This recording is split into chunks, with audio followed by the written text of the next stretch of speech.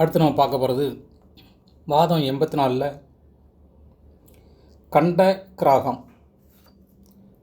கண்டக்கிராகம் நோய் வந்துச்சுன்னா குரல் வளை ரொம்ப கெட்டு போயிடும்.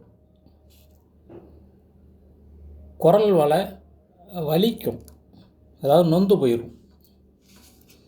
மார்பும் பெடரியும் சேர்ந்தாப்பில் வலிக்கும்.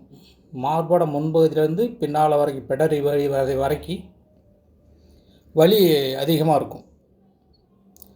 உடம்பு முழுக்க நொந்து போய் அலர்ச்சி உண்டாகும். அதாவது ரொம்ப நொந்து வேதனைப்படும்.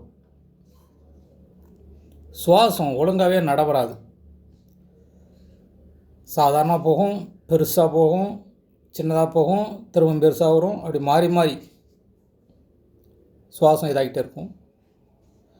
முகத்தில் வேர்வை எப்போதும் அப்போ அடிக்கடி வேர்வை தோண்டிக்கிட்டே இருக்கும். விழாவில் வலி வரும்.